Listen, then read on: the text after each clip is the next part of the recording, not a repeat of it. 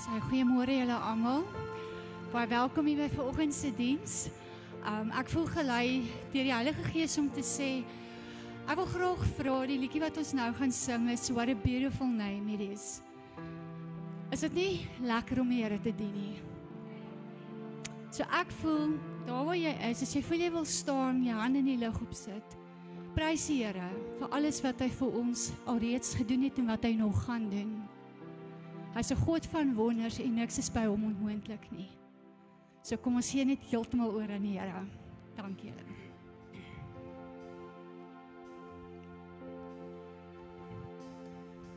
You were the Word at the beginning, one with God the Lord Most High.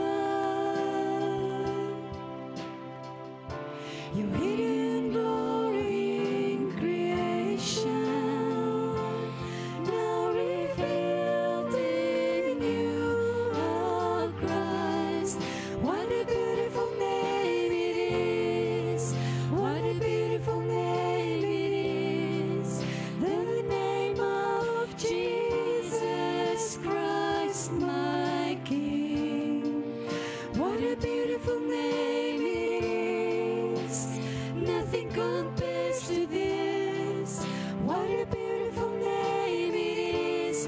The name of Jesus. You didn't want heaven without us, so Jesus, you brought heaven down. The sin was great, your love was greater. What could separate us now? What a wonderful name it is!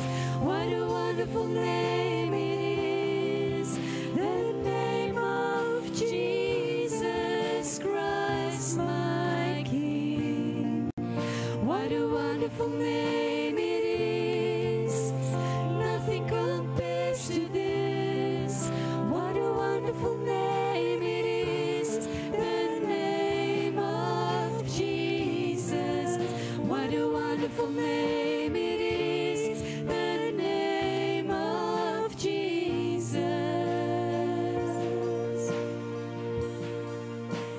Death could not hold you, the veil tore before you. You silenced the boast of sin and grave. The heavens are roaring the praise of your glory. For you are raised to life again. You have no rival, you have no equal. Now and forever, God, you reign. Yours is the kingdom, yours is the glory, yours is the name above all names. What a powerful name it is! What a powerful name it is! The name of Jesus Christ, my King. What a powerful name it is! Nothing can stand against. What a powerful name it is! The name of Jesus. What a powerful name it is! The name of Jesus. What a powerful name it is! The name of Jesus. The name of Jesus. Amen.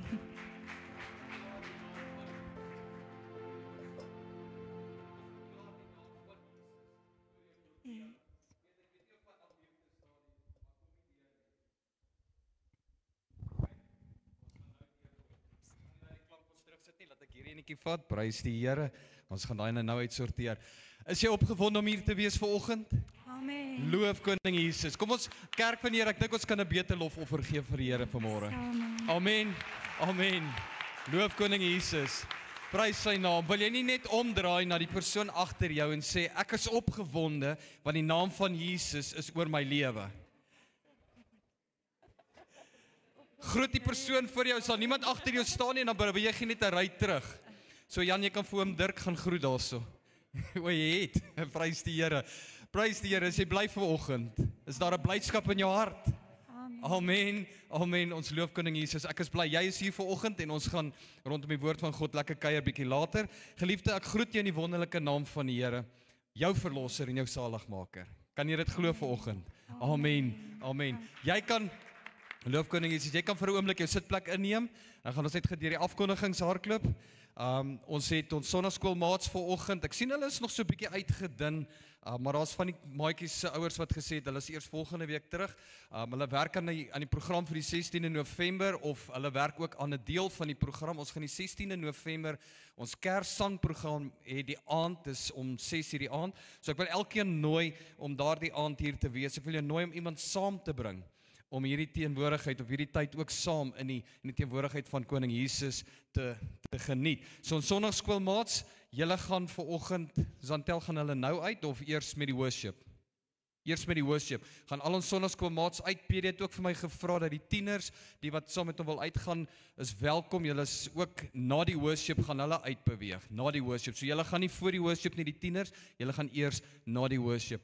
Goed, dan vanaand om 6:00 het ons prys en worship aand, so elkeen wat hier is vanoggend, ek wil jou weer nooi om vanaand hier te wees, en ons laaste worship aand vir die jaar, so ek wil kom vra, kom geniet net dit in die teenwoordigheid van koning Jesus, kom ons eer hom vanaand, maak sy naam groot, daar's niks beters en lekkerder as om in die teenwoordigheid van Jesus te wees, met lofprysing en aanbidding nie, amen, kan jy dit glo? Dan sien ek jou dan vanaand, loof koning Jesus, dan geliefdes, ons program vir die week, Dinsdag, om 7:00 is ons young adults by mekaar, so PD werk met die young adults, so al die skoolverlaters en die ongetroudes is welkom om op 'n Dinsdag aand by PD in te skakel, hy bedien julle, en dan Woensdag ons 60-plussers kom om 9:30 by die kerk by mekaar, dan begin hulle eers met 'n Bybelstudie, na die Bybelstudie, as jy 60+ is, jy's by die huis, jy hoef ook nie 60 te wees, as jy jonger as 60 is en jy's by die huis, en jy wil by die Bybelstudie wees, is jy ook welkom om te kom.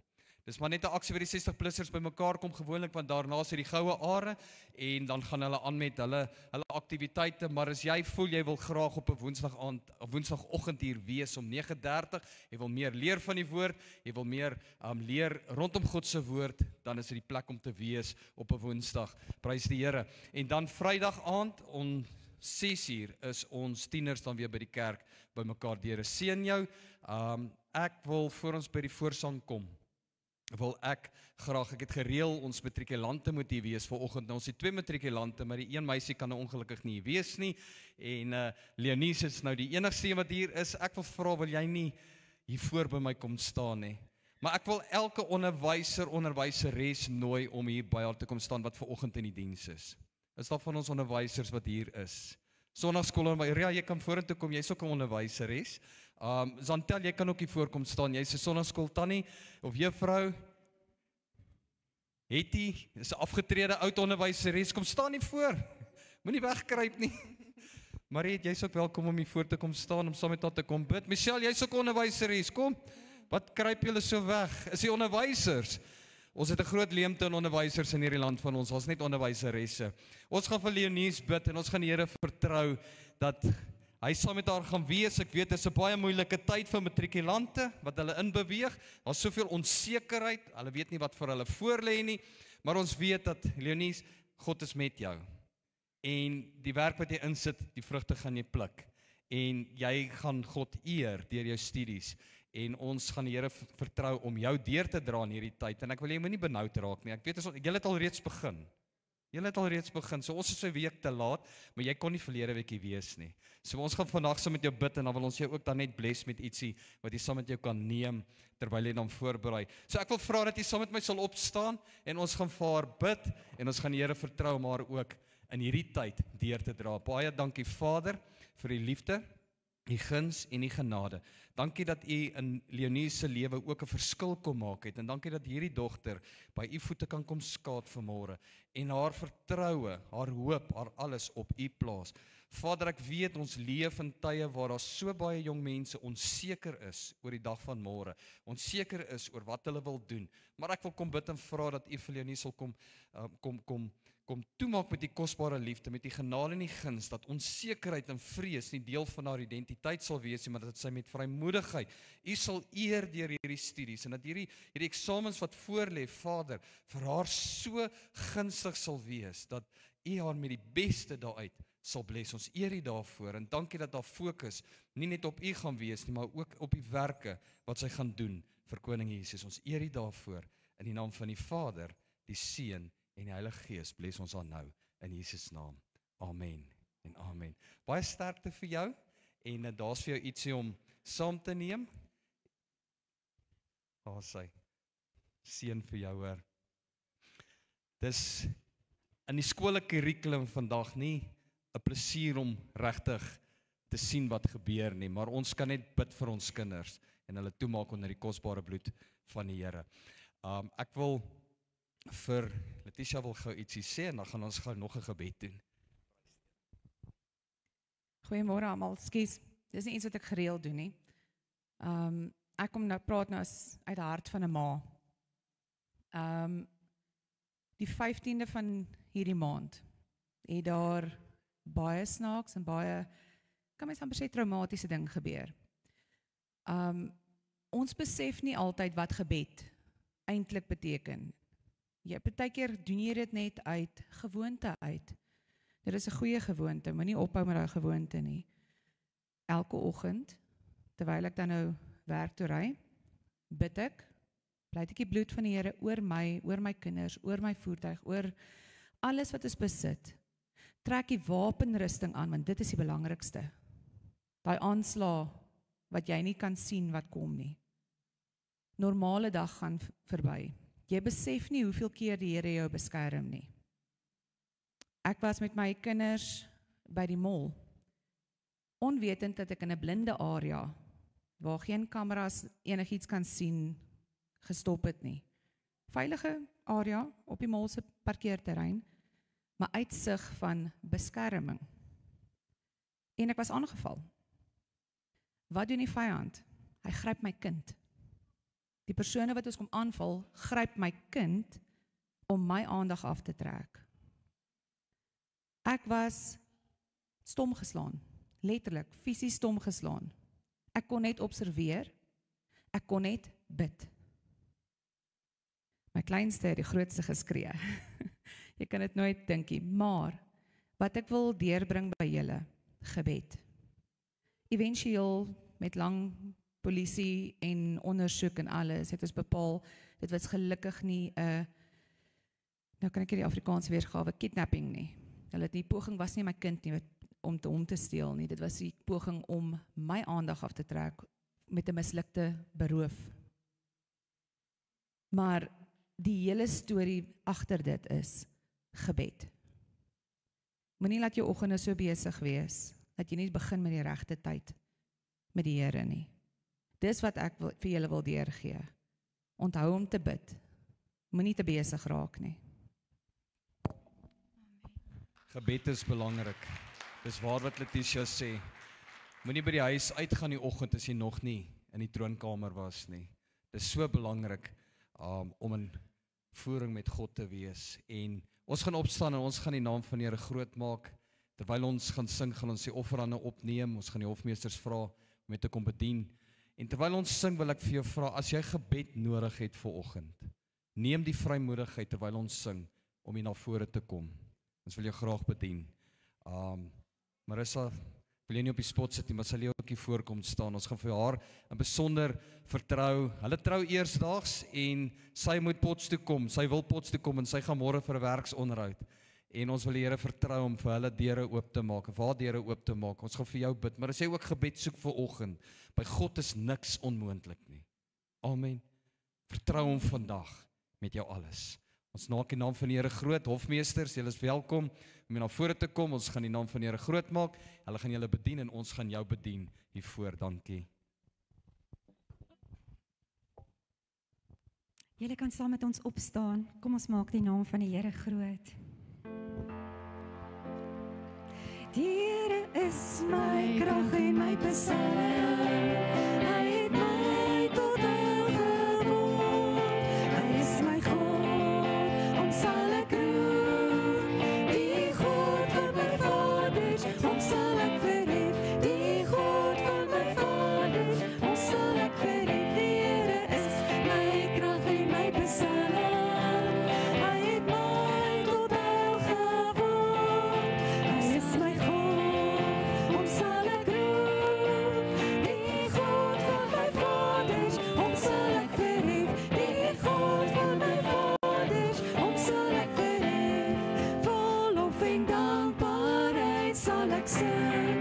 Geeslik gebore koning se kind, sy erfgenaam, my lof lief verklink. So gelukkig in my Jesus. Vol lof en dankbaarheid sal ek sing. Geeslik gebore koning se kind, sy erfgenaam, my lof lief verklink. So gelukkig in my Jesus. Daar is krag, krag, wonderbare krag in die dierbare bloed van die Lam. Daar is krag, krag, wonderbare krag in die dierbare bloed van die Lam. Hier is hy die Lam, hier is hy die Lam, het sy bloed gestort vir my. Hy sal my met krag bestraal, sodat ek nooit sal verdwaal. Daar is krag in Jesus bloed. Daar is krag, krag, wonderbare krag in die dierbare bloed van die Lam. Daar is krag, krag, wonderbare krag in die dierbare bloed van die Lam. Hier is hy die Lam, hier is hy die Lam, uit sy bloed gestort vir my. Hy sal my met krag bestraal, sodat ek nooit sal verdwaal. Daar is krag in Jesus bloed. Ek is verlos deur die bloed van die Lam. Verlos, daarom sing ek so bly. Toe die Heilige Gees op my neerdal van blydskap, sing ek so bly. Ek is verlos deur die bloed van die Lam. Verlos, daarom sing ek so bly. Toe die Heilige Gees op my neerdal van blydskap, sing ek so bly. Ek is verlos deur die bloed van die Lam.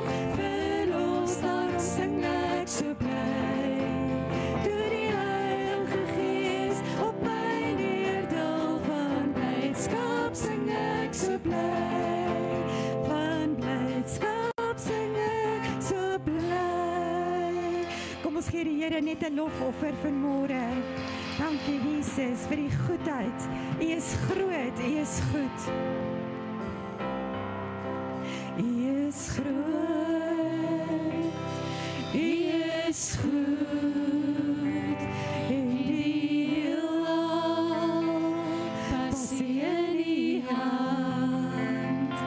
U hou my vas, vas in die arms. Dieselfde arms wat die kruis gedra het en my die lewe gee. U is die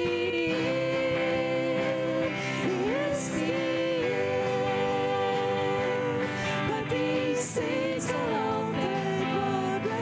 En die woord sal bestaan. En die is, die sê yes. U is die wat u is die waarheid. Daar sê die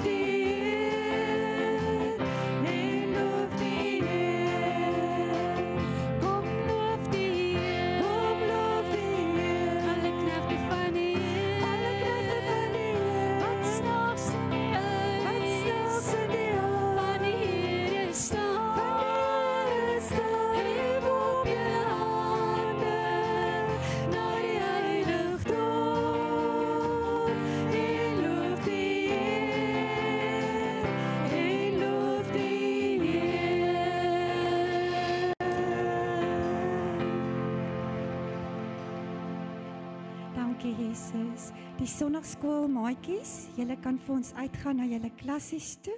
Dankie julle.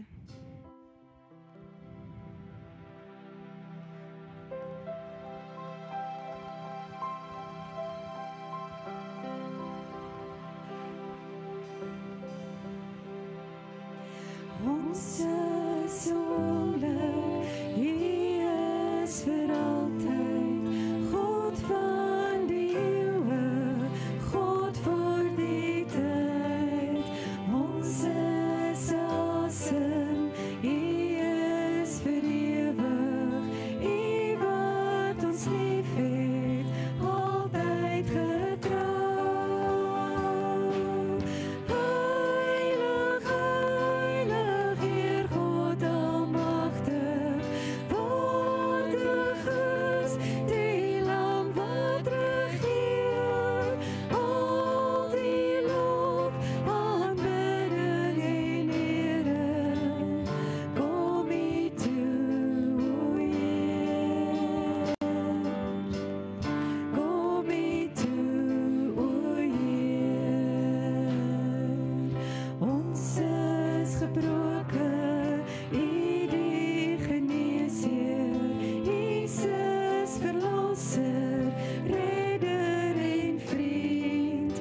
Ons vra die vrae, U is die antwoord. Ons die verdwaaldes, U is die weg. Heilig, heilig, Heer God almagtig, waardig is die Lam wat regeer. Al die lof, aanbidding en ere, kom U toe, o Heer. Kom U toe, o Heer. Ons is so oomblik, U is vir altyd, God van die eeuwe, God vir die tyd. Ons is asem, U is vir ewig, U wat ons lief het, altyd getrou. Heilig, heilig, Heer God almagtig, waardig is die Lam wat regeer. Al die lof, aanbidding en ere, kom U toe, o Heer. Kom U toe, o Heer. Ons is gebroken, U die geneesheer, Jesus verlosser, redder en vriend. Ons vra die vrae, U is die antwoord. Ons die verdwaaldes, U is die weg. Heilig, heilig, Heer God almagtig, waardig is die Lam wat regeer. Al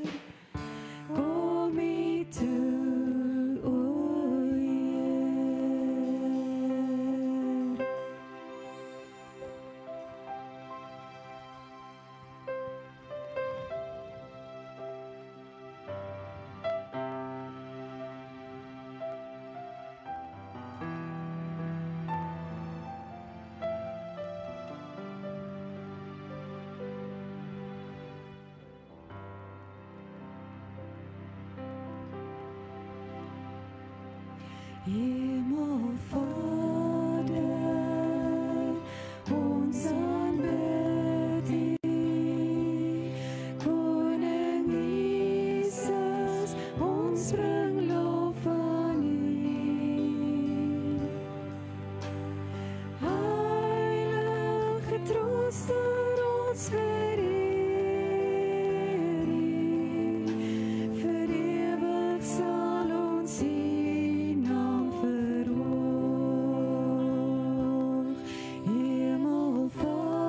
Hemelvader, ons aanbid U. Koning Jesus, ons bring lof aan U. Heilige Trooster, ons vereer U.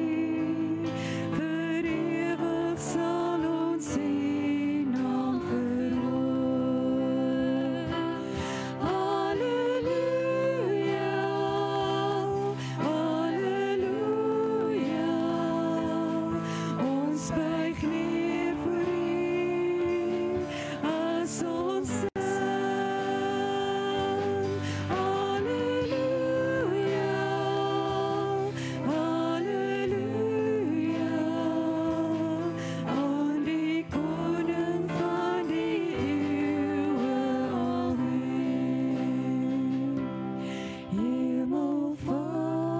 Hemelvader, ons aanbid U. Koning Jesus, ons bring lof aan U. Heilige Trooster, ons vereer U. Vir ewig sal ons U naam verhoog. Halleluja, halleluja. Ons buig neer voor U as ons sing. Halleluja, halleluja. Aan die Koning van die eeuwe, amen. Halleluja, halleluja. Ons buig neer voor U as ons sing. Halleluja, halleluja. Aan die Koning van die eeuwe, amen. Halleluja, halleluja. Ons buig neer voor U as ons sing. Halleluja, halleluja. Aan die Koning van die eeuwe, amen.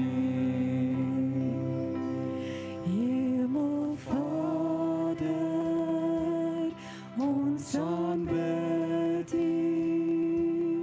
Koning Jesus, ons bring lof aan U.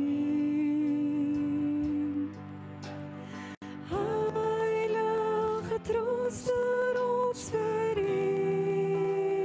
U. Vir ewig sal ons U naam verhoog. Kom ons verhoog sy naam vanmôre. Halleluja, halleluja. Ons buig neer voor U Halleluja. as ons sing. As ons sing. Loof Koning Jesus. Halleluja, halleluja. Aan die Koning van die eeuwe, amen.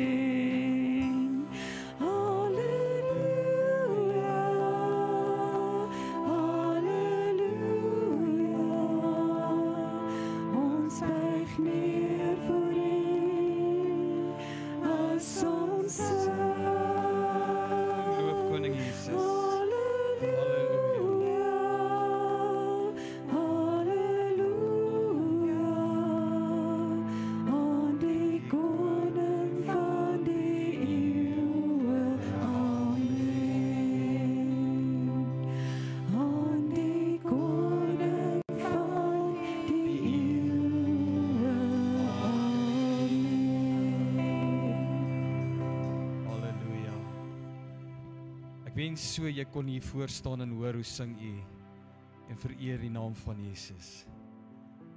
Ek staan hier en ek hoor dit en ek kry hoendervleis.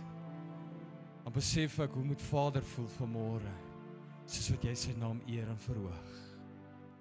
So kosbaar in die teenwoordigheid van 'n lewende God. Vader, ons dankie, ons eer U vir die teenwoordigheid vanmôre. Dankie dat ons met vrymoedigheid en uit ons harte uit met stemme vol lof en dankbaarheid U naam kan vereer. U naam kan verhoog. Want U kom toe al die lof en die eer en die aanbidding. Vader, want daar is niemand soos U nie. U is God almagtig. U is God verhewe bo alles. Die enigste en ware God. En uit ons harte uit wil ons U aanbid. Ons wil vir U kom dankie sê vir dit wat U vir ons kom doen en gedoen het. Dankie vir opheffing. Dankie vir versterking. Dankie vir antwoorde op gebede. Dankie Vader vir alles. Ons staan in U midde, in U teenwoordigheid. En ons staan hier nederig voor U en ons erken uit ons harte uit sonder U is ons en kan ons niks wees nie. En dankie dat U beheer gevat het van ons lewens. Dankie Here, ons eer U daarvoor. In Jesus naam. En die kinders van Jesus sê, Amen en Amen. Loof Koning Jesus. Jy is so welkom om jou sitplek te neem. So, sing so lekker, ek wil eintlik nie ophou nie. Prys die Here. Ons kan vir ure so aangaan, vir ure. Loof Koning Jesus. Nou geliefdes, ons gaan ook by die woord kom vanmôre en ek gaan vir jou vra om vir my so lank oop te maak by die boek van 1 Konings in die Ou Testament, 1 Konings hoofstuk 19. Nou ek gaan vanmôre uit die boodskap uitlees vir jou. So jy's welkom om saam met my te volg daar. Nou ons sluit vanoggend die reeks af waarmee ek die laaste 3 Sondae mee besig was. So hier is deel 4.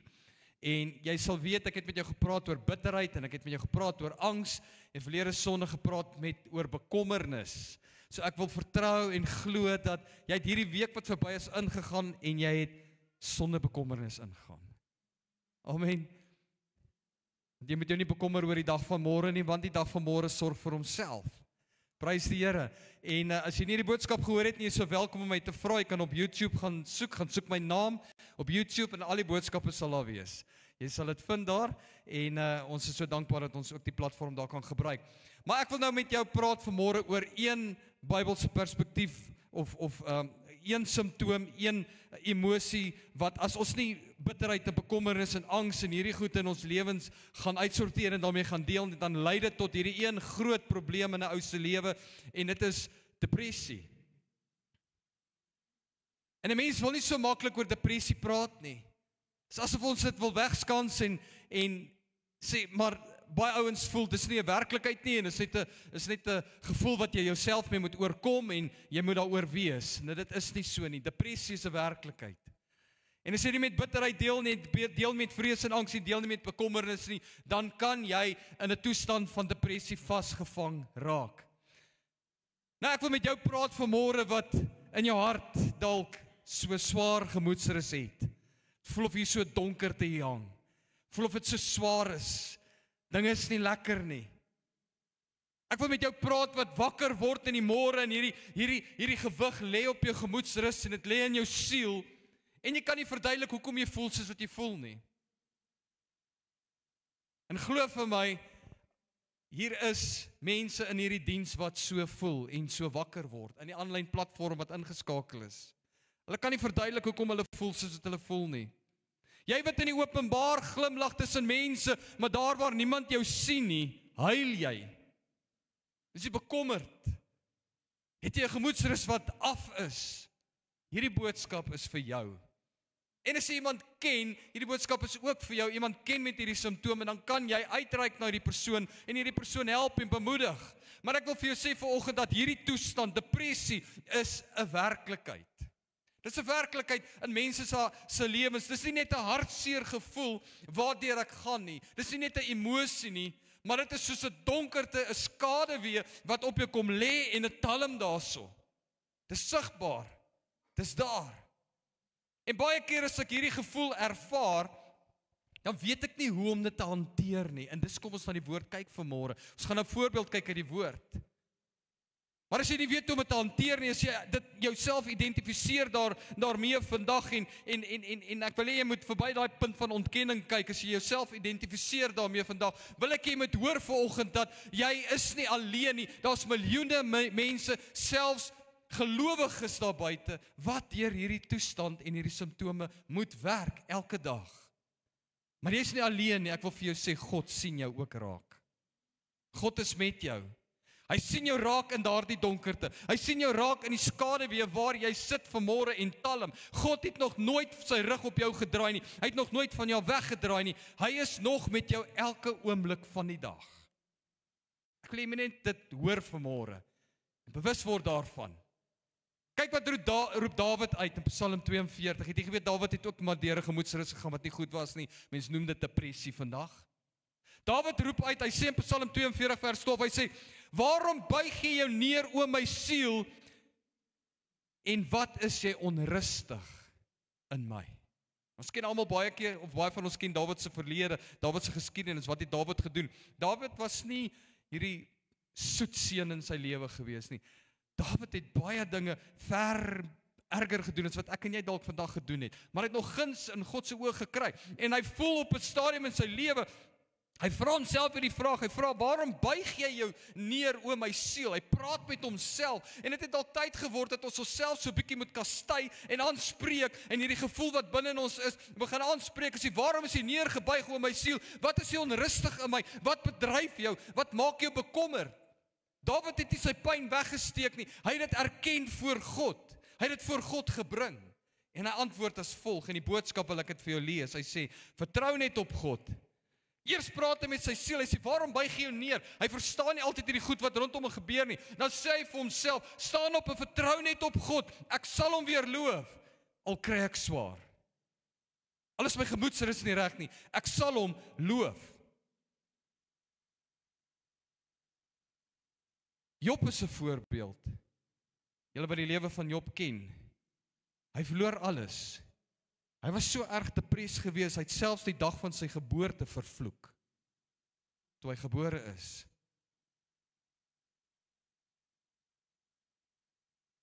Kom ons fokus op 'n ander voorbeeld, en dit is waaroor my boodskap gaan vanoggend. Ander voorbeeld uit God se woord, wat ons gaan help om hierdie verskeurende gevoel en behoefte in jou lewe aan te spreek. En ek wil vra dat jy saam met my sal lees in 1 Konings. Nou ek gaan vir jou uit die boodskap lees, so ek gaan my selfoon gebruik om vir jou voor te lees. Ek wil die hele gedeelte lees, en dan gaan ek weer terugkom na sekere gedeeltes. 1 Konings, hoofstuk 19, en ek lees vir jou vanaf vers 1, regdeur tot en met vers 17. En die opskrif hier sê: Elia vlug vir Isebel. Luister mooi. Agab het vir sy vrou Isebel vertel wat Elia gedoen het, en hoe hy al die Baal-profete doodgemaak het. Isebel was woedend. Sy het toe vir Elia 'n boodskap gestuur. Sy sê: "As ek jou nie binne 24 uur doodmaak soos jy die Baal-profete doodgemaak het nie, moet die gode my maar laat sterwe." Luister wat sê hierdie vrou. Ek lees dit uit hierdie vertaling uit, want dit omskryf dit vir my so mooi. Hier's 'n storie wat ons hier uit kan vat vanoggend. Vers 3. Elia het baie bang geword. Hy het besluit om dadelik daar pad te gee. Hy het sy helper saamgevat en hulle is in die rigting van Berseba in Juda. En daar het hy sy helper gelos en 'n dag lank alleen verder die woestyn ingestap. Moeg en uitgeput het hy naderhand onder 'n boom gaan sit. Hy wou nie meer leef nie en het gebid: "Here, die lewe maak nie meer sin nie. Laat my tog maar doodgaan, want ek verdien dit nie om langer te leef nie." Elia was so moeg dat hy net daar aan die slaap geraak het. Skielik het 'n engel aan hom geskit en gesê: "Word wakker, sit regop en eet eers iets." Verdwaas het Elia rondgekyk en naby hom 'n stuk brood en 'n kruik vol water gesien. Hy het geëet en gedrink. Daarna het hy weer gaan lê en aan die slaap geraak. Vers 7. Die engel het hom weer wakker gemaak, hom gesê: "Staan op en eet, want jy moet nog 'n ver end stap. As jy nie nou eet nie, gaan die pad te lank word." Elia het alles geëet en gedrink en dit het hom krag gegee om 40 dae lank na Horeb, die berg van die Here te stap. En by Horeb het Elia die eerste nag in 'n spelonk gebly. Diep in die nag het die Here met hom gepraat. Elia, wat presies maak jy hier? Elia het geantwoord, Here, U is die enigste ware God. My lewe lank dien ek met groot ywer net vir U. Israel het egter die rug vir U gedraai. Hulle het die altare vernietig waar U aanbid word en al die profete vermoor. Ek is die enigste een wat oorgebly het. Maar nou wil hulle my ook doodmaak. Luister wat hy sê, hulle wil my doodmaak. Is eintlik een persoon wat hom wil doodmaak, nie hulle nie. Een persoon. Dis hoekom ek besluit het om te vlug. Gaan buitentoe, het die Here gesê, en gaan staan op die berg voor die Here. Toe het 'n geweldige sterk wind gewaai wat die berg geskeur en al die rotse uitmekaar gebreek het. Die Here was egter nie in die wind nie. Na die wind was daar skielik 'n groot aardbewing waar die Here was, maar die Here was ook nie in die aardbewing nie. Net na die aardbewing was daar 'n verskriklike vuur, maar die Here was ook nie in die vuur nie. Na die vuur was daar 'n groot stilte en iets soos 'n stem wat fluister. En toe Elia dit hoor, het hy sy kleed om sy gesig gedraai en in die ingang van die spelonk gaan staan. 'n Stem het hom gevra, Elia, wat maak jy hier? Hy het geantwoord, Here, U ken my. My hele lewe lank dien ek met groot ywer nog net vir U. Israel het egter die rug vir U gedraai. Hier kom hy met die tweede storie, dieselfde verskoning wat hy vir die Here gee. Hulle het die altare waar U aanbid word vernietig en al die profete vermoor. Nog net ek het oorgebly en nou soek hulle my lewe ook. Dit is waarom ek besluit het om te vlug. Gaan terug, vers 15, hier die Here vir Elia gesê, op pad moet jy deur die woestyn tot by Damaskus gaan en daar moet jy vir Hazael as die nuwe koning van Aram aanwys. Verder moet jy na Jehud, die seun van Nimsi gaan soek en hom met olie salf as teken dat hy die nuwe koning van Israel sal wees. Dan moet jy na Elisa, seun van Safat uit Abel Megola toe gaan. Hy is jou opvolger en jy moet hom ook salf as teken dat hy by jou gaan oorneem. Hierdie 3 persone sal die ontroue Israel straf. Wie van gaan sal ontsnap, sal deur Jehu doodgemaak word en wie Jehu ontglip sal met Elisa te doen kry. 7000 gelowiges sal egter oorbly. Dit is hulle wat nie die knieë voor Baal gebuig en nie sy beeld gesoen het nie. Ek wil net tot sover vir jou lees. Ons praat oor Elia, die voorbeeld van Elia. Elia, wie was hy? Hy was een van die grootste profete van God gewees. 'n Dinamiese, merkwaardige persoon. Elia se hoogtepunt wat hy bereik het in sy bediening was hier op die berg Horeb, toe hy voor 450 Baal profete te staan kom en hulle uitdaag om hulle God aan te roep. En hy bou 'n altaar met houtstapels en hy laat dit met water gooi na hulle God nie hulle kon antwoord nie. Laat hy water om hierdie houtstapels gooi en hy bid tot God Jehovah, sy God. En God antwoord met vuur. Wat hierdie water oplek, sê die woord, en hierdie vuur, hierdie hout aan die brand steek. God antwoord, en dit was beskeie vir hierdie Baal profete was dit 'n probleem gewees, en hulle was in vrees en angs vasgevang gewees, want hulle God kon nie antwoord nie, en hierdie was seker vir Elia een van die grootste oorwinnings in sy lewe, toe God antwoord. Hy was so bemag gewees, dat hy 450 van hierdie Baal profete, die woord sê, geslag het. Hy het hulle gedood. Daardie dag in geskiedenis het Elia seker sy grootste sukses in oorwinning behaal. Nou sit ek en jy was, hoe sou ons gevoel het? We're on top of the world. Ons is voor. Alles loop mooi, alles loop reg. Daar is nie probleme nie. Dis goed. God is kragtig. God is met my. Maar nou lees ek net in die volgende hoofstuk. Na hierdie suksesverhaal vind Elia hom op 'n plek waar hy uitgedien en uitgeput is. Waar hy moeg is. Waar hy moedeloos word.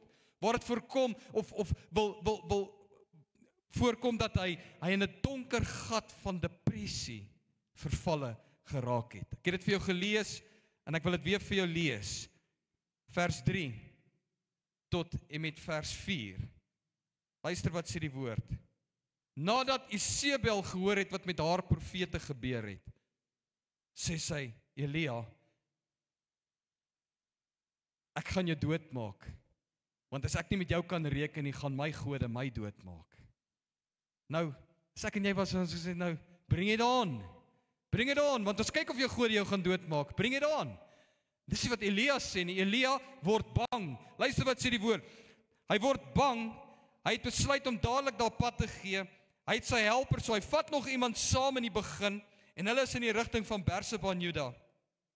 Maar nou is Elia so bang, hy's so depress, hy's in so diepe donkerte dat hy ewen die helper wat saam met hom gekom het, net daar los. 'n Persoon wat in depressie vasgevang is, wil nie mense om hom hê nie. Hulle los hulle agter, hulle los hulle eenkant. Ek gaan sluit myself toe, daar waar dit net ek is op my eie, in daardie donker gat. Hy los sy helper daar 'n dag lank alleen verder die woestyn stap hy in. Moeg en uitgeput, het hy naderhand onder 'n boom gaan sit en die woord sê, hy wou nie meer leef nie en hy het gebid, Here, die lewe maak net nie meer sin nie. Het jy al so gebid? Het jy al daai vraag gevra? Het jy daai stelling al gesê, die lewe maak net nie meer sin nie. Laat my tog maar doodgaan, want ek verdien dit nie om langer te leef nie. Dis depressie. Dis 'n sielstoestand wat hom onderdruk. Hy is depress, hy is bang, hy is angstig. Nou depressiewe mense, geliefdes, ervaar dikwels 'n gevoel van ongemak. Hulle ervaar probleme, hulle ervaar hierdie donkerte oor hulle, maar hulle is nie altyd presies seker wat die oorsaak is van daardie gevoel nie. Elia het so gevoel, maar hy het nie regtig gedink of geweet wat die oorsaak is nie. Hy het net geweet Jezebel soek hom. Maar daar was iets anders wat hom gedryf het om so te voel. Want as hy geweet het dat hy het met 450 Baal-profete afgereken deur die krag van God, hoekom sou hy so voel oor een persoon wat hom wil doodmaak? Daar was 'n gevoel wat oor hom gekom het wat hy nie kon verklaar nie. Wat hy nie geweet het hoe om dit te antwoord nie. En dit gebeur baie keer met jou en my ook, wanneer ons angstig en bang raak. Depressiewe mense raak soms pessimisties oor die toekoms, en dis presies waar Elia was. Hy was pessimisties oor wat voorgelê het. Daar lê net 'n doodsheid vir my voor. Daar is nie sukses nie. Daar is niks vir my nie. En hulle vrees, of hulle laat toe dat 'n vrees hulle oorval. En daardie vrees, die oorsaak van daardie vrees, kan nie werklik geïdentifiseer word nie. En dis presies waar Elia was. As jy luister na die verskonings wat hy God aanbied ook, hy's bang, maar hy kan dit nie regtig pinpoint nie. En ons vind dat Elia, een van die emosies waardeur hy gaan, geliefdes, is hy is emosioneel uitgeput. Nou 'n depressiewe leier ly aan emosionele uitputting. Dit is wat gebeur. Baie uitdagings in ons lewe plaas hierdie swaar gewig op ons emosionele krag, dat dit verhoed jou om uitdagings in die lewe te hanteer. Elia kon Jezebel gehanteer het, maar dit het vir hom 'n uitdaging geword wat hy nie kon hanteer nie. As hy kans sien vir 450 Baal-profete, hoekom sien hy nie kans vir een vrou nie, wat hom deur dieselfde afgode probeer agtervolg het en wou doodmaak nie. Maar hy is so emosioneel uitgebrand en uitgeput, dat hy sê net vir homself, ek kan hierdie nie hanteer nie, ek vlug weg. Emosionele uitputting, geliefdes, huidiglik vandag, bring fisiese beperkings oor ons lewens, dit bring siekte oor ons lewens, dit bring 'n diepe hartseer oor ons lewens, dit bring hy onnodige spanning, wat ons nie wil ervaar nie, oor ons lewens, dit waar daai diepe depressie, dit is in daai donkerte, dis waar hierdie diepe depressie gewoonlik floreer. En ons verstaan dit nie altyd nie. Maar dis wat dit bring. Nog 'n simptoom wat Elia ontwikkel, is 'n lae selfbeeld. Jy geweet dat 'n depressiewe persoon het 'n lae selfbeeld. Ly in 'n lae selfbeeld. So 'n groot lae selfbeeld dat hy eerder uitroep, ek wens, ek sterf. Want ek ontwikkel 'n gevoel van waardeloosheid. Hier's geen sin, geen nut vir my in hierdie lewe nie. Met ander woorde, ek beskou my lewe as 'n onnodige las in hierdie samelewing. Dit is eerder beter dat ek nie leef nie. Dis 'n lae selfbeeld wat jy ontwikkel. Ek sal nooit vergeet nie, eendag baie lank terug, Michelle was nog so sonnaskooldogtertjie in een van my klasse gewees, by 'n ander gemeente waar ek nog sonnaskool gegee het, en ek ry daai jare, ry nog met bussies die kinders aan, en daar was een seun gewees, die ouetjie se naam was Henny. In daai jaar was daar 'n laerskoolseun wat sy eie lewe geneem het. Toe ek om huis toe ry die Sondag, toe sê hy vir my, oom Johan, daai ou het eintlik baie guts gehad om die sneller te trek. Toe sê hy vir hom, dis nie guts nie. Dit was 'n lae selfbeeld wat tot lafardheid gelei het, om die eie lewe te neem. Dit vat nie guts om 'n sneller te trek om jou lewe te vat nie. Dis 'n lae selfbeeld wat jou soontoe dryf. Moenie net die duiwel jou anders te kom vertel nie. Elia was skaam, hy was skuldig oor hoe hy so bang gevoel het vir hierdie vrou wat hom vervolg, en daar was geen rede vir hom om bang te wees nie, en dit het gelei tot 'n lae selfbeeld in sy lewe, en hy kon homself nie daarin vergewe nie, sy menslikheid het swak geword, so swak dat hy wou nie die probleme face nie, hy wou eerder doodgaan. En dit is waar baie van ons selfmoordpogings slaag. Omdat mense so voel, soos wat hulle voel.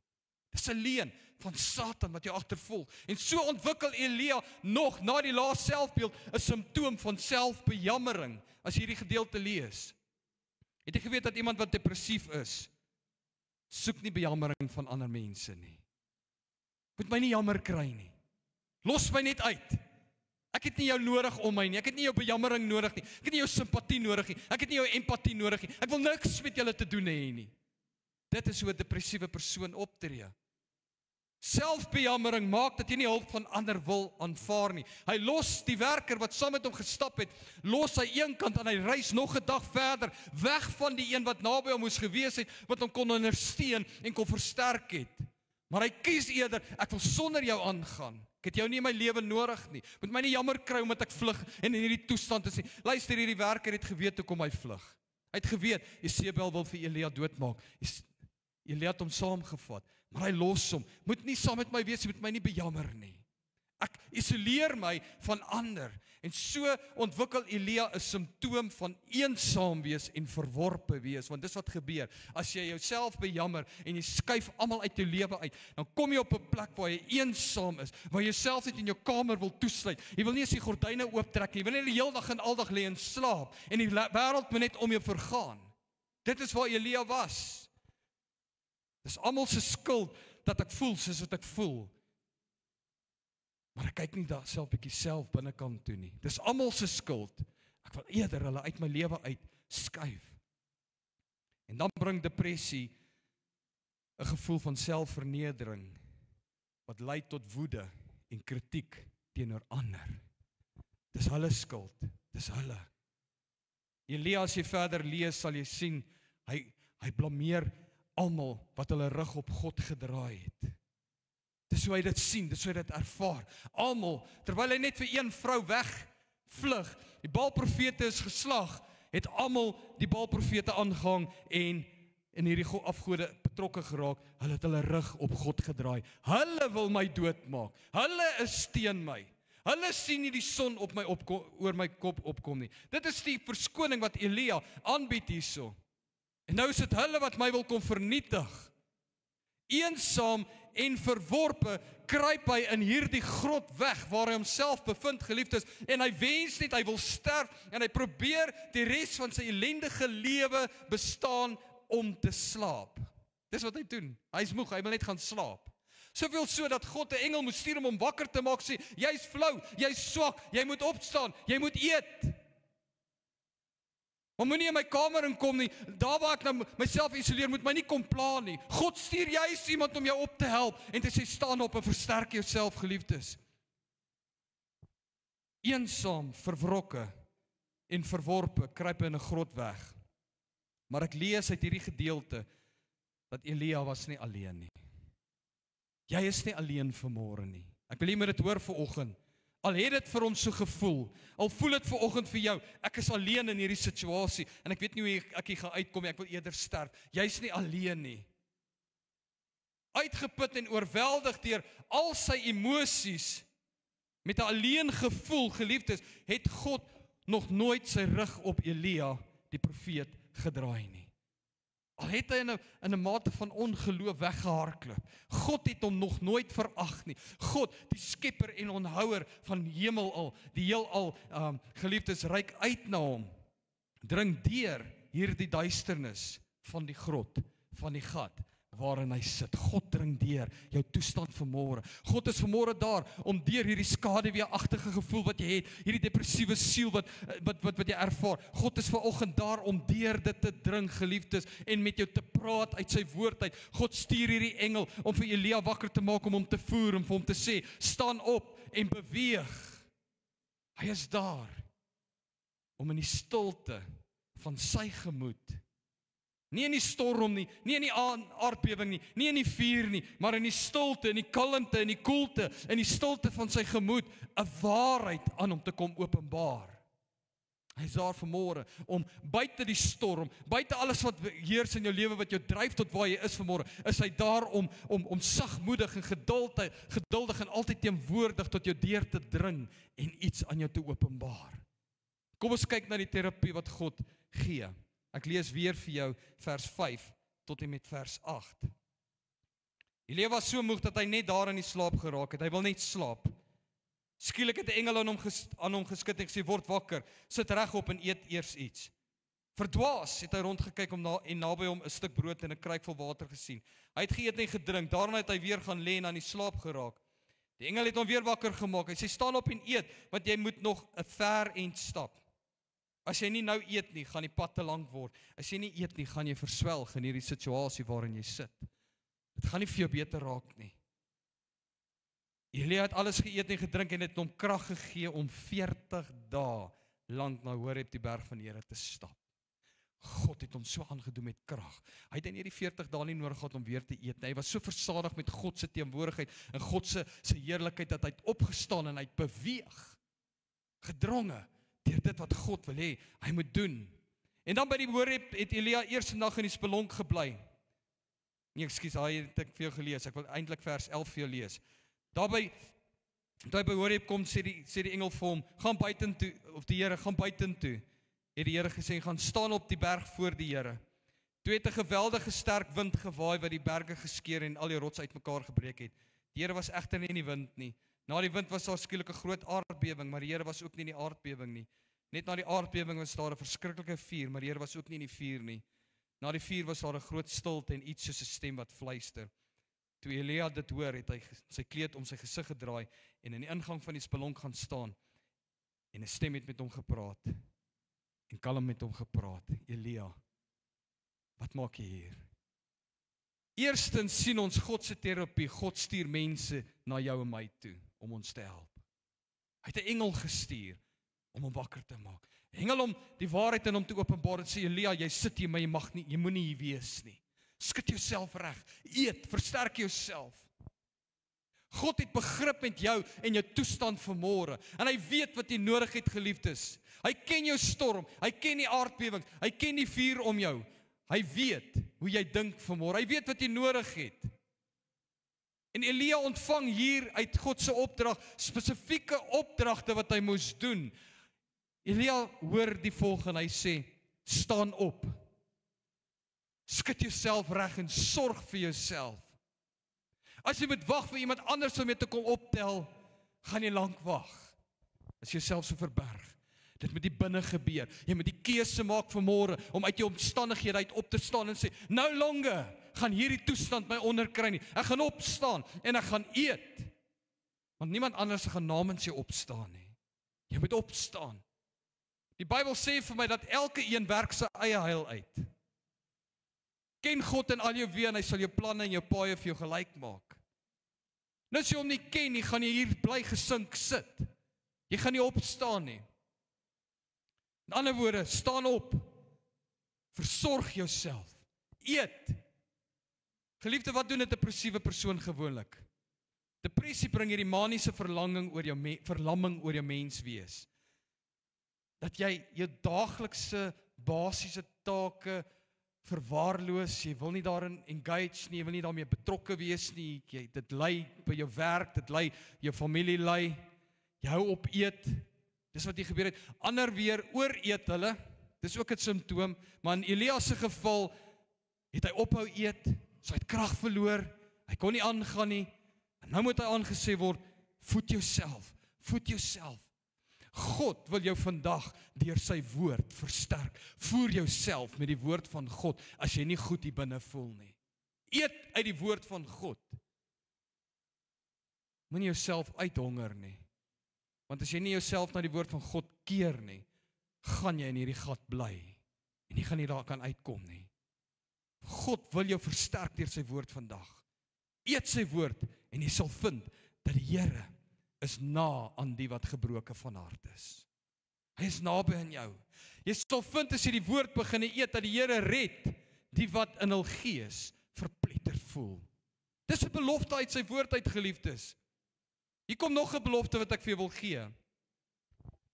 As jy sy woord eet, gaan jy voel, vreugde kom in die môre. Ek sal opstaan. Ek sal hom eer. Dit kom. Daar is blydskap wat voor my lê. Daar's geesvrug wat in my gekweek word. Daar's 'n opgewondenheid wat in my opgewek gaan word wanneer ek sy woord eet. Omdat God getrou is. Hy sal jou nooit begewe en jou nooit verlaat nie. Hy sal sy kinders nooit in die donkerte agterlaat nie. Vertrou hom net, maar begin sy woord eet. En as jy sy woord eet, en dit is wat God hier met Elia spreek, terwyl hy hom hier in die stilte en die kalmte antwoord. Elia, vernuwe net weer jou verhouding met my. Dalk het ek en jy net nodig om ons verhouding met God te vernuwe, dan sal ons uit hierdie gemoedstoestand kan opstaan. Elia moes sy verhouding met God weer vernuwe het, geliefdes. Ons sien dat hoe Elia homself voor God plaas en op 'n nuwe manier God ontmoet. En hy hoor hierdie stil, sagte stem wat vergifnis en liefde spreek. Soms moet ons net toelaat dat ons self stil raak, vergeet van die aardbewings en die storms en die vuur en die rukwinde. Vergeet van die geraas rondom ons wat hierdie depressie toestand oor ons bring en hoor God net in die kalmte, in die koelte, in die skaduwee. Hoor net sy stil stem wanneer ek weer sy woord optel. Wanneer ek weer begin lees. Dit is maklik om depressed te wees en ek wil nie eers dit doen nie. Tel die woord van God op en jy sal sien daar kom 'n verandering oor jou lewe. Daar kom 'n verandering.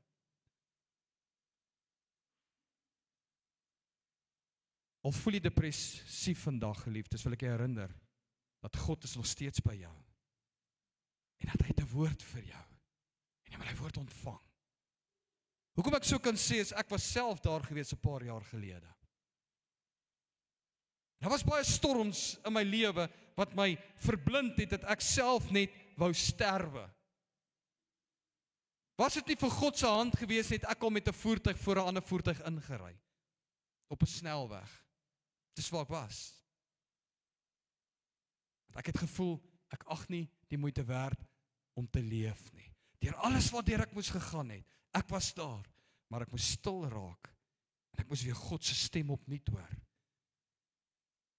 Waardevol ek is, hoe geliefd ek is, hoe vergewensgesind God teenoor my is. En hy het my daar uitgehelp. Ek was selfs op medikasie gewees, en ek praat nie teen medikasie vanmôre nie. Dit is soms nodig dat ons medikasie moet gebruik, om net hierdie balans wat verkeerd gegaan het, reg te kry, sodat jy weer kan stil raak, om God se stem te hoor.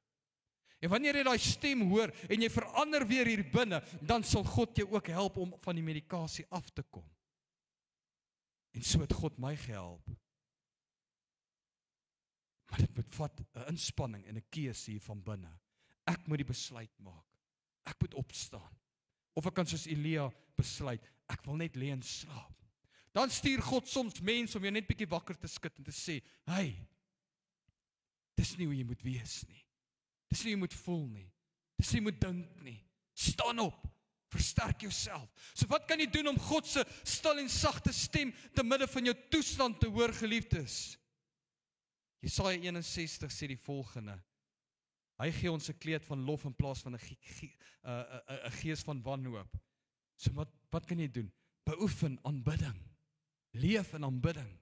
Praise and worship. So vanaand 'n lofprysingsdiens. Praise and worship. Jy geweet as jy voor God sing en dans, dis wat Dawid baie keer gedoen het, dan is jy net 'n ander mens. Baie mense sal dink jy's uitspattig, maar jy leef vir God. Jy leef vir God. Jy's versterk hier binne. Jy voel los. Jy voel I belong. Daar's doel, daar is sin in my lewe. Beoefen aanbidding. Wat moet ons doen om God se sil en sagte gestem te midde van ons toestand te hoor? Vernuwe net weer jou gedagtes. Die woord sê dink die hemelse dinge, nie dit wat op die aarde is nie. Moenie hierdie probleme voor jou plaas nie, maar plaas die oplossing voor jou. Spreek die oplossing wat God vir jou reeds het uit sy woord, want wanneer jy jou verhouding met God weer vernuwe, dan gaan jy die oplossing uit sy woord uitkry. En jy gaan kan opstaan en jy gaan kan aangaan. Ek wil vir jou sê, daar is hoop vir jou. Jy wat sê, daar is nie hoop vir my nie. Jy sal weet, as ek God vertrou, ek is weer geliefd. Jy's uitverkies. Jy's 'n nuwe mens. Jy's 'n bloedgewaste kind van God. Jy sal nooit vergete wees nie. 'n Persoon wat depressief is, dink nie so nie. Maar die tyd dat jy opstaan en jy spreek dit, ek is weer geliefd. Wat kan ons doen? Steun ook op die gemeenskap om jou. Moenie jouself isoleer nie. 'n Depressiewe persoon wil homself net in die kamer gaan toesluit, dag en nag. Reik uit na ander. Erken jou behoefte, erken jou probleem en laat toe dat nog iemand saam met jou daardie las dra. Galasiërs 6:2 sê, dra mekaar se las en so vervul julle die wet van Christus. Kom by die kerk uit. Hier is medebroers en susters wat saam met jou hierdie las sal dra, saam met jou sal bid, saam met jou deur dit sal gaan. En so erken jou beperkings en jy is bereid om hulp te kry. Elia kon gesond word omdat hy sy eie menslikheid beginne verstaan het en beginne aanvaar het. Ek het tekortkominge. Ja, ek is bang, maar hier is God se woord. Ek het nie nodig om weg te hardloop nie. Want God se belofte is, daar is nog 7000 wat saam met jou sal staan. Nog 7000. Daar is ander. Jy hoef nie alleen nie deur te gaan nie. Daar is nog vele meer wat deur God se krag en genade jou sal help en sal versterk. Maar dit is 'n keuse wat ons moet maak vanmôre. Hy het 'n keuse gemaak, hy het erken, hy het hulp nodig. En God se hulp was vir hom beskikbaar. As jy vandag kan kies, ek het hulp nodig, is God se hulp vir jou beskikbaar. En die woord sê, daar's vele ander wat nog vas staan in die geloof. 7000 het God nie verlaat nie. En hulle het geword soos 'n ondersteuningsnetwerk vir Elia. Daar's so baie vandag in hierdie opset, hierdie hospitaal, hierdie rehabilitasiesentrum wat jou kan deurdra vandag.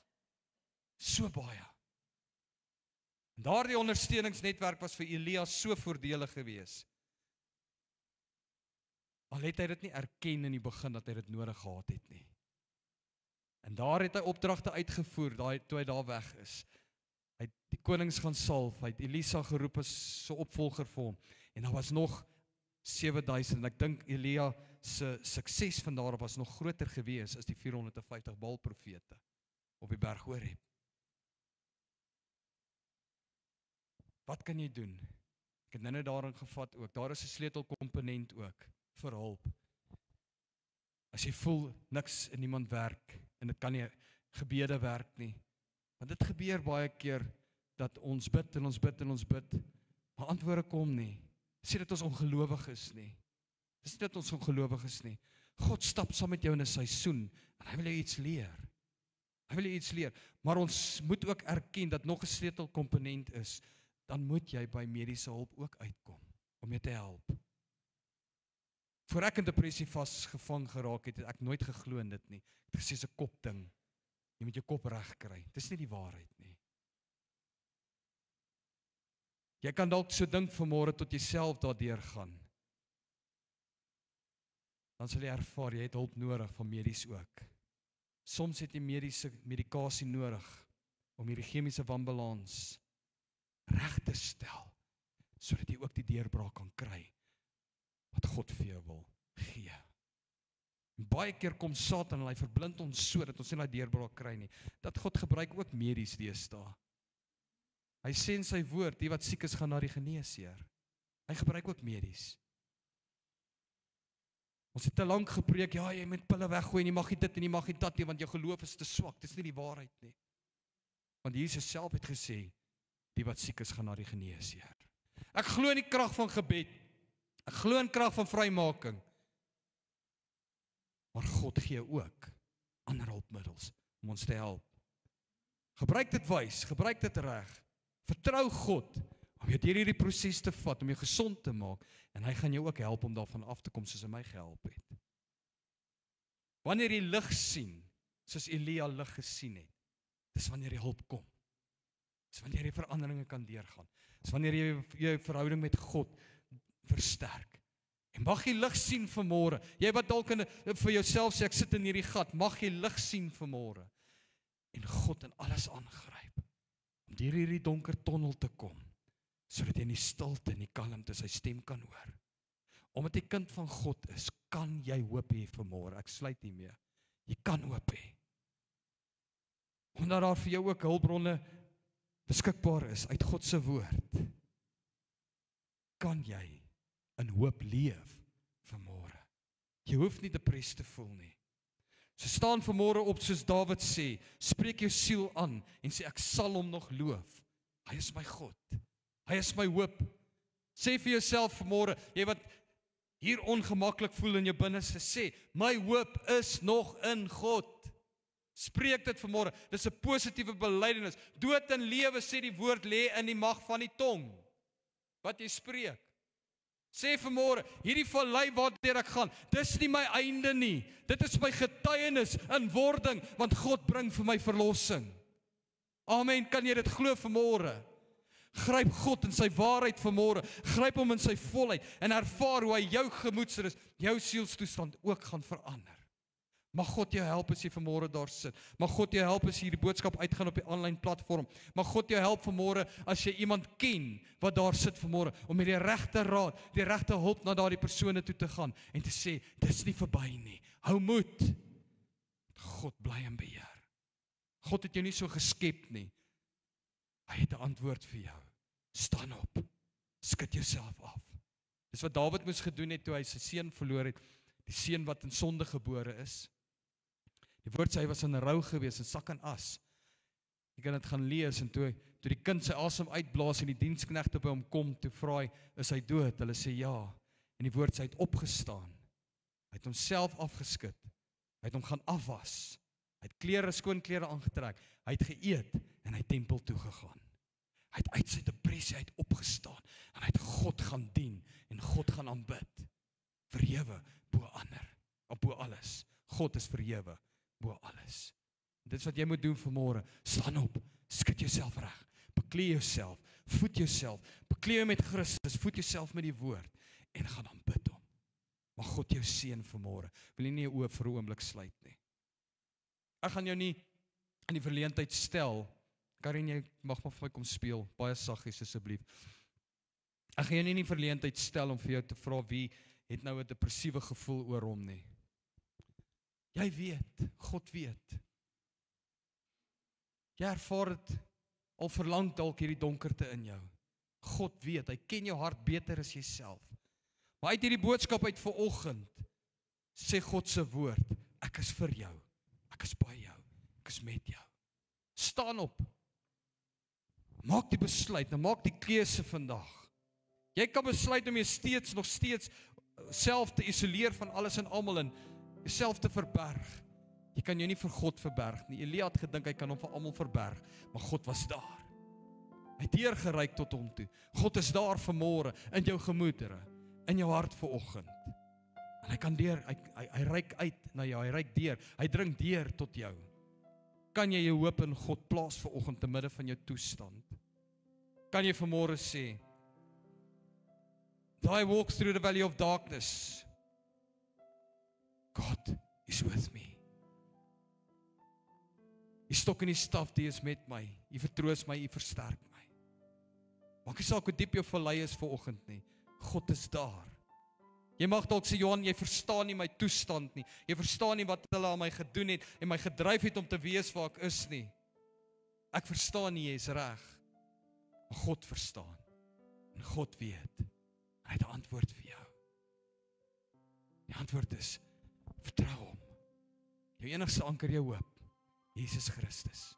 Hou vas aan hom. Ek wil my isoleer. Ons jaartema is jou hart is waar jou huis is. Dis waar jy gelukkig is. Hierdie is jou huis. Hier is medebroers en susters wat saam met jou hierdie pad kan stap en vir jou bid en jou kan verdra, opdra in Christus. Maar jy moet die besluit maak vanoggend. Vader, in u hande plaas ek my gemoedere, plaas ek my toestand, plaas ek my omstandighede. Ek vertrou u vanoggend. Ek wil 'n gebed doen as jy in hierdie gebed ingesluit wil wees. Jy gaan nie opstaan nie, almal se oë is gesluit. Niemand gaan rondkyk nie. Net uit erkenning uit, Vader, sien my raak. Kan jy hand opsteek en weer laat sak. Net uit erkenning uit, jy kan hom weer laat sak, baie dankie. Net uit erkenning uit. Dis waar dit begin. Genesing begin wanneer ek erken, ek het 'n probleem. En ek kan God vertrou my met daai probleem te help.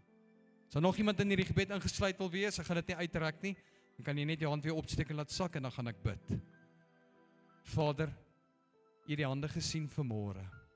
Hande wat opgegaan het na U toe en gesê het, Vader, ek sit in omstandighede waar ek nie eintlik wil wees nie en ek het nie beheer daarop nie. Ek wil vlug. Ek wil net wegkom.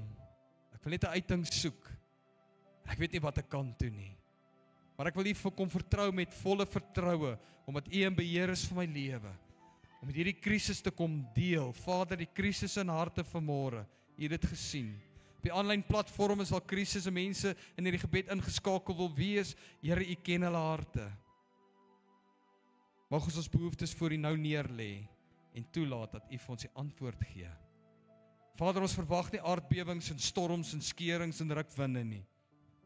Maar is in die kalmte waar ons nou U stem hoor. In ons harte. Waar U stem deurdring. Tot ons harte spreek en vir ons sê, jy is geliefd, my kind. Ek het jou so lief gehad, dat ek my seun vir jou gestuur het. Om sy lewe vir jou aan die kruis af te lê, sodat jy verhef kan word. Nuwe lewe kan ontvang, uit jou omstandighede uit opgetel kan word. Ek het jou geplant op 'n rots, geanker. In my naam wil die Here vanmôre vir jou sê, die naam bo alle name, die naam Jesus Christus. Ons het vroeër daaroor gesing, what a wonderful name it is, the name of Jesus. Sy naam oor jou en oor die omstandighede vanoggend. Vader, dankie dat ons U nou kan vertrou en ons vryheid uit U hande uit kan vat. Totale, volkome genesing. U is die lig wat nou deurskyn tot hierdie donkerte, hierdie gemoedere in harte en in lewens. U is die een wat die donker wolwaters nou kom stil maak en kom oorneem met 'n oorweldigende, deurdringende lig van redding en vryheid. Dankie Vader, dat ons U nou kan vertrou in Jesus naam. Dankie Vader, dat mense nou versterk kan word, genees kan word van hierdie verwronge toestand wat soveel lewens afbreek. En help ons vanmôre om ons ore toe te maak vir die leuns en die inspraak van Satan, maar om oop te wees vir U woord, U stem, en ontvanklik te wees vir die liefde. In die naam van Jesus Christus sê ons dankie. Amen en amen. Loof Koning Jesus. Mag jy geseënd wees en mag jy hier uitgaan in die vryheid van God. Die vryheid waarmee hy jou vrygemaak het. Ons gaan nog 'n laaste lied in slotte saam sing. En dan gaan ek jou nooi vir 'n lekker verversing, 'n koffie of 'n koeldrankie buite.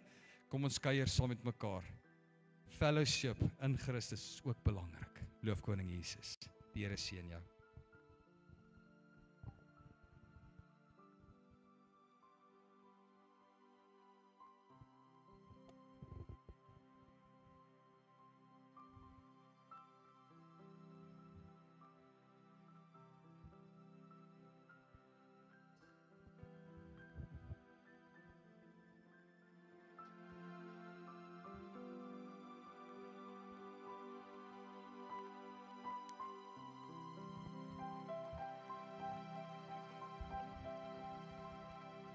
Julle kan saam met ons opstaan en ons gaan hierdie diens afsluit met onvergelykbare God. Kom ons gee eer aan die Here vir sy grootheid, sy goedheid, sy guns.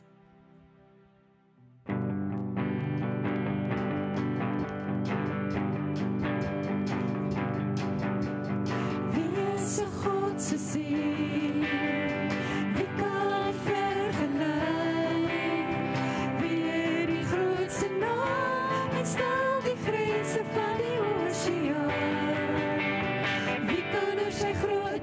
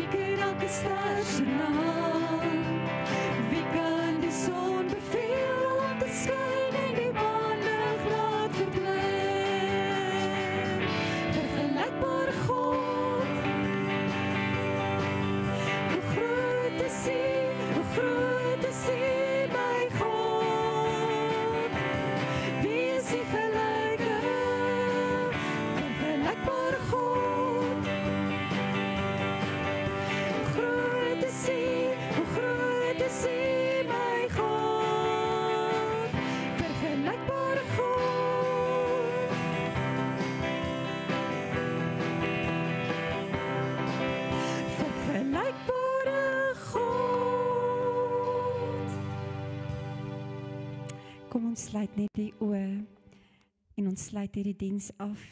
Lieflike, heilige Abba Vader, getroue God en hemelse Abba Vader. Dankie vir hierdie wonderlike voorreg, Here, wat ons vanmôre kon gehad het, net in die huis van die Here. Dankie dat ons in die wonderlike, soete, soewereine naam van Jesus na U toe kan kom. En net vir U sê dankie. Dankie dat U ons ore help sluit, Here, vir die stemme van die vyand, dat ons ore fyn ingesteld sal wees op die stem van U Heilige Gees. U wat elke gedagte ken, U wat ons opstaan ken of ons gaan lê of ons sit. Here, dat ons vreeslik wonderbaar is vir U, kostelik en hooggeag. Dankie dat ons kan opstaan en verlig word met die wete dat U is ons God, ons koning, ons rots, ons vesting. Dankie dat U legioene van U engele aanstel, bevel en opdrag gee om 'n ring van vuur rondom elkeen van ons te trek, rondom ons geliefdes te trek, Here. Dankie dat ons reeds, elkeen van ons, wanneer ons hier uitstap, beklee is met die volle wapenrusting van God. Jesus, ons pleit die kosbare bloed van Jesus oor elkeen van ons gees, ons siel, ons liggaam, hulle wat in en deur en aan ons DNA gekoppel is, ons familie, ons kinders, ons ouers, Here. Dankie dat U legioene van die engele ook aanstel en bevel gee om vooruit te gaan en die pad en die plek vir ons voor te berei en rondom ons te wees en elke tree wat ons gee, dat ons sal weet, Here, daar waar die vyand wil kom om te steel, te slag en te verwoes, dat U gekom het om lewe te gee en lewe in oorvloed. Dankie, Jesus. Al die lof, al die eer, al die aanbidding van ons harte net aan U in Jesus naam. Amen.